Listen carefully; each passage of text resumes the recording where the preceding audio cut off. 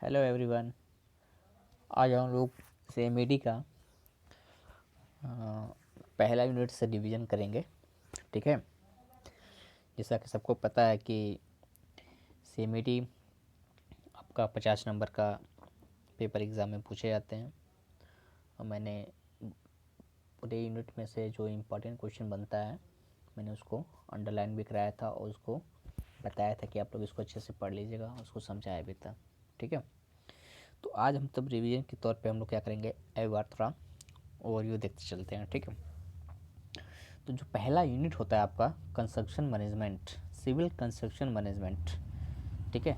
तो नाम से स्पष्ट है, सिविल कंस्ट्रक्शन मैनेजमेंट, यानी कोई भी निर्माण जब हो रहा है तो उसको हम किस प्रकार क्या करें, प्रबंधन करें या मैनेज करें। ठीक है। तो सबसे बड़ी बात आती है कि प्रबंधन क्या होता है और प्रबंधक क्या होते हैं। ठीक है। तो हम सबसे पहले आपको बता दें कि प्रबंधन क्या होते हैं। तो सबसे पहले प्रबंधन से पहले एक चीज़ जानने वाली जो बात है कि निर्माण क्या कहलाती है। निर्माण मतलब कंस्ट्रक्शन। तो आपको बता दें कि उपलब्ध संसाधनों के द्वारा, ठीक है, क्या उपलब्ध संसाधनों के द्वारा किसी वस्तु की रचना। ठीक है। उपलब्ध संसाधनों द्वारा किसी वस्तु की रचना निर्माण कहलाती है। ठीक है। और संसाधन में आपके equipment, materials, etc, man power, resources जो भी है आपके, वो उसमें इन्वॉल्व होती हैं। ठीक है। ओके। तो हम ये कहना चाहें कि निर्माण क्या कहलाती है, तो उपलब्ध संसाधनों के द्वारा किसी वस्तु की रचना, यानी जो भी हम कंस्ट्रक्ट कर रहे हैं वो क्या कहलाती है, निर्माण कहलाती है। फिर बात आता है सर प्रबंधन किसे कहते हैं, यानी कि मैनेजमेंट किसको कहा जाता है। तो एक पॉइंट याद रखिएगा जो सबसे, ठीक है, कि प्रबंधन जो होता है किसी लक्ष्य की प्राप्ति के लिए, ठीक है, किसी लक्ष्य की प्राप्ति के लिए विभिन्न व्यक्तियों तथा आवश्यक संक्रियाओं को संतोषपूर्ण ढंग से व्यवस्थित करने की कला। फिर से मैं बोल दे रहा हूँ, एक बार रिपीट कर लीजिए, आप लोग देख लीजिए, सुन लीजिए, मैं फिर रिपीट कर रहा हूँ। किसी लक्ष्य की प्राप्ति के लिए, ठीक है, कोई आपका टारगेट फिक्स होगा, उसको प्राप्त करने के लिए विभिन्न व्यक्तियों तथा आवश्यक एक्टिविटी को हम सुचारू रूप से या संतोषपूर्ण ढंग से व्यवस्थित करने की जो कला होती है वो क्या होती है, प्रबंधन होती है। ऐसा माना जाता है कि अगर कोई भी कार्य अगर हम एक प्रॉपर मैनेजमेंट के साथ काम करें तो आधा काम तो मेरा उसी प्रकार हो जाता है, जैसे जितना अच्छा प्रबंधन होगा मेरा आधा काम तो उसी प्रकार सफल हो जाता है। ठीक है। तो ये तो जानने वाली बात हो गई। फिर कुछ प्रबंधक के गुण भी होते हैं, भाई जो उसको मैनेजमेंट को चला रहा है, ठीक है, यानी जो मैनेजर, तो कुछ ना कुछ इनका गुण होंगे, यानी कि हम जानना चाहेंगे कि प्रबंधक के क्या का गुण होंगे जिसके थ्रू क्या हो, कोई भी मैनेजमेंट एक प्रॉपर वे में चल सके। तो प्रबंधक के गुण में सबसे पहला पहला गुण है, एक प्रबंधक को जहाँ निर्माण प्रबंध की विभिन्न क्रियाओं, ठीक है, एक प्रबंधक को जहाँ निर्माण प्रबंध की विभिन्न क्रियाओं का पूर्ण ज्ञान व अनुभव होना चाहिए। ठीक है। कोई भी आपका जो भी कार्य हो रहा है, निर्माण कार्य होता है, उस क्रियाओं से रिलेटेड जितना भी उसको पूर्ण ज्ञान हो और एक्सपीरियंस हो वह सफिशिएंट होना चाहिए। ठीक है। सेकेंड आपका गुण होता है, एक प्रबंधक को विभिन्न कार्यों में आवश्यक तालमेल बनाए रखना चाहिए। अब इससी बात है, जब तक वो आवश्यक तालमेल नहीं बनाएगा तो कोई भी कार्य में जो प्रोग्रेस दिखाई देगा हमको नहीं मिल पाएगा। इसीलिए जो अच्छा मैनेजमेंट होता है तो उसके जो भी कर्मचारी होते हैं एक प्रॉपर वे में क्या करते हैं, टीम वर्क के साथ काम करते हैं। ठीक है। मिलजुल के काम करते हैं, कोऑर्डिनेशन बनाते हैं, एक समन्वय बनाते हैं और काम को क्या करते हैं, अच्छा अंजाम देते हैं। ठीक है। तो हम कह सकते हैं कि एक प्रबंधक को विभिन्न कार्यों में आवश्यक तालमेल बनाए रखें। ठीक है, रखना भी जरूरी है और तालमेल ज़रूरी भी है। किसी कार्य को अच्छे टारगेट तक अगर हमको पहुंचाना है तो तालमेल बहुत ज़रूरी होता है। ठीक है। और तालमेल कंपनी और जो भी श्रमिक और लेबर जो होते हैं उनके बीच एकदम बना रहता है। ठीक है। ये कार्य श्रमिकों तथा अपने बड़े अधिकारियों के बीच जरूरी रूप से समन्वय बनाए रखना है। जैसा कि हमने भी कहा भी है कि कोऑर्डिनेशन करना बहुत ज़रूरी होता है अपने अधिकारियों से और जो भी श्रमिक वर्ग हैं उनसे। ठीक है। जब तक समन्वय एक दूसरे से साझा नहीं होगा तब तक क्या होगा, कार्य में बहुत सारे बाधाएं आएंगे और इसका फेस हम लोग अपने लेवल पे देख सकते हैं, ठीक है। अब थर्ड प्रॉपर्टीज आती है कि क्वालिटीज़ की, कार्यस्थल पर श्रमिकों की क्षमता के अनुकूल काम लेना चाहिए।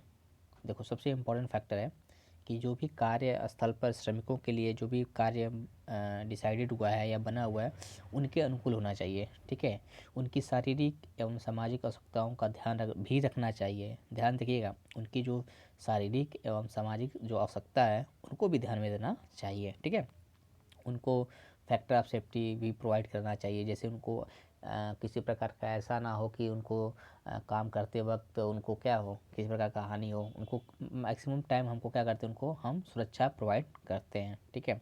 और उनमें कार्य के प्रति क्या करते हैं, भावनात्मक दृष्टिकोण तथा लगन उत्पन्न करने की चेष्टा होनी चाहिए।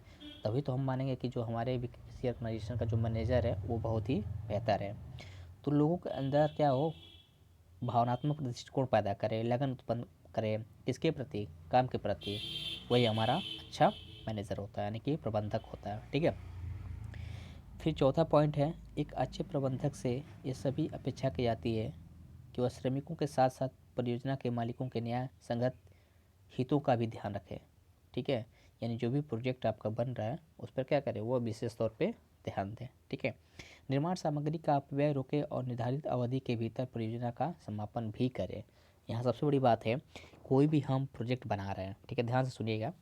कोई भी हम प्रोजेक्ट बना रहे हैं, ठीक है, उसको क्या करना है, एक नियमित समय में, यानी जो भी टारगेट आपका जो टाइम मिला होगा उस समय में, और बिना किसी अपव्यय किए हुए सामग्री, यानी कि obvious सी बात है, अपव्यय नहीं करना है हमको, ठीक है, अपव्यय को रोक देना है।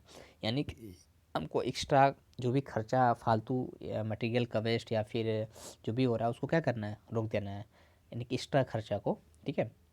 तभी तो हम कहेंगे कि भैया जो मैनेजर है वो क्या है, अपने लेवल से काम करा रहा है, वो बहुत बेहतर तरीके से काम करा रहा है, ठीक है।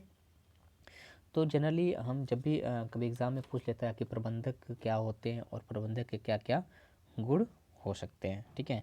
तो आप सबसे पहले लिखिएगा, अगर प्रबंधक का पहले डिफिनीशन लिखिएगा, किसी लक्ष्य की प्राप्ति के लिए विभिन्न व्यक्तियों तथा आवश्यक संक्रियाओं को संतोषपूर्ण ढंग से व्यवस्थित करने की कला को हम क्या करते हैं, प्रबंधक कहते हैं, ठीक है। क्या कहते हैं, प्रबंधन कहते हैं, जिसको मैनेजमेंट बोला जाता है, ठीक है। और बाद मैंने बताया निर्माण क्या होता है, तो उपलब्ध संसाधनों के द्वारा किसी वस्तु की रचना होती है, निर्माण कहलाती है। और संसाधनों में हमने बताया कि आपका मटेरियल हो सकता है, मैन पावर हो सकता है, ठीक है। और क्या हो सकता है, मैन पावर के साथ साथ आपका मशीन इक्विपमेंट भी हो सकता है, जिसके थ्रू हम कोई निर्माण करते हैं, ठीक है। एक चीज़ मैं बता दें, किसी भी निर्माण के लिए ध्यान से सुनिएगा, जैसे हमने बताया अभी जस्ट, किसी भी निर्माण के लिए श्रमिक, सामग्री तथा धन के साथ साथ एक अच्छे प्रबंधक की आवश्यकता रहती है। जैसा हमने प्रबंधक के गुण में भी पढ़ा था कि क्या होता है, कोई भी आप निर्माण कर रहे हैं, ठीक है, तो श्रमिक तो चाहिए ही चाहिए, सामग्री चाहिए ही चाहिए, और आपका मशीन भी चाहिए ही चाहिए, और आपका मैनेजमेंट भी चाहिए साथ साथ में, और पूंजी की भी आवश्यकता पड़ती ही पड़ती है। लेकिन इन सब चीज़ों के साथ साथ, माने जो भी आपके टर्म है, उन चीज़ों के साथ साथ आपका एक अच्छा प्रबंधक, यानी कि एक अच्छे मैनेजर की आवश्यकता पड़ती है, जो इन संसाधनों का क्या करता है, उचित ढंग से, ध्यान से सुनिएगा, जो इन संसाधनों का उचित ढंग से उपयोग कर परियोजना को निर्धारित समय के अंदर तथा न्यूनतम लागत पर पूर्ण कर सकता है, ठीक है। तो ये सब प्रॉपर्टीज़ होती हैं किसके, मैनेजर के, जो एक क्या करें, सारे एक्टिविटी को एक नियमित समय के अंदर, ठीक है, सारे एक्टिविटी को क्या करें, एक नियमित समय के अंदर उसको पूर्ण करा लें। और फिर कभी एग्ज़ाम में पूछ लेता अगर प्रबंधक के गुण, तो आप 6 पॉइंट 7 पॉइंट आप जो भी लिखना चाहो आप तो लिख सकते हो, ठीक है। तो बेसिकली अब हम जो अगला टॉपिक पढ़ेंगे वह पढ़ेंगे निर्माण उद्योगों का वर्गीकरण, यानी कि जो भी हमारे पास एक इंडस्ट्रीज़ हैं कंस्ट्रक्शन, उनको हम किस किस प्रकार से क्लासीफाई कर सकते हैं, ठीक है, किस किस प्रकार से क्लासीफाई कर सकते हैं।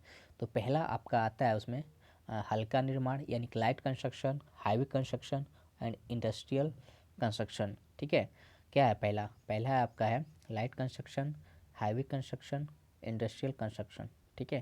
तो बेसिकली हम इन चीज़ों को नेक्स्ट वीडियो में पढ़ेंगे, ठीक है। तब तक आप लोग इतना जो मैंने बताया आज के इस लेक्चर में कि प्रबंधक क्या होते हैं, प्रबंधन क्या होता है, और प्रबंधक के, किसी एक प्रबंधक के क्या क्या गुण हो सकते हैं, उसको आप लोग क्या करना है, आपको स्टडी करना है, इसको समझने का प्रयास करिएगा।